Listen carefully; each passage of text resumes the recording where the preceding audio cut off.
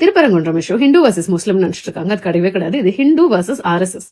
நான் ஒரு ஏத்திஸ்ட். என்னை சுத்தி நிறைய பிராக்டிசிங் ஹிந்துஸ் இருக்காங்க. யூஸ்வலி அவங்க கூட இந்த கடவுள் இருக்கா இல்லையா அப்படிங்கிற கான்வர்சேஷன்லாம் வச்சுக்கவே மாட்டேன். அவங்களோட வழியை பார்ப்பாங்க, நான் என் வழியை பார்ப்பேன். ஆனா இந்த திருப்பரங்குன்றம் இஷ்யூ நடந்ததுக்கு அப்புறம் என்கிட்ட 2-3 பிராக்டிசிங் ஹிந்துஸ் கேட்டுட்டாங்க, சாமி இவங்கள விளக்கேத்த சொல்லுச்சா, சாமியை காப்பாத்த இவன் யாரு, சாமிக்கு வேணும்னா அது விளக்கேத்திக்காதா அப்படின்னு நிறைய கான்வர்சேஷன்ஸ் இங்க போயிட்டு இருக்கு. உண்மை என்னன்னா, ஆக்சுவல் ஹிந்துஸ் டோன்ட் கேர். அவங்க இவ்வளோ வருஷமா எப்படி அதை பிராக்டிஸ் பண்றாங்களோ அந்த ஊர்க்காரங்க அதை அப்படியே பிராக்டிஸ் பண்றதுக்கு அவங்களுக்கு பிரச்சனை கிடையாது.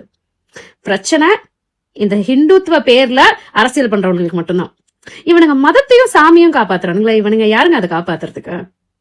இவனுங்க காப்பாத்த நினைக்கிறது மதத்துக்குள்ள இருக்கிற சாதி கட்டமைப்ப.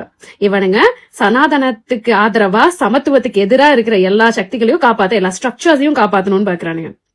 இவனுங்க ஹிந்து முஸ்லிம்குள்ள ஏதோ ஒரு இடத்துல எங்கேயாவது ஒரு சின்ன ஃபிரிக்ஷன் இருக்கா, அதை வச்சு காப்பாத்தி ஊதி பெருசாக்கணும்னு பாக்குறாங்க. இவனுங்க சாமிய காப்பாத்தி தான் அந்த சாமி வாழணும் அப்படின்னா அவ்வளவு சாமி உங்களது வீக்கா? நம்புறவங்க கிட்ட கேக்குறேன், உங்க சாமி வீக்கா இல்ல உங்க சாமி இருக்கா இல்லையா அப்படிங்கிற கேள்வி ஏத்திஸ்டான நாங்க எழுப்பல.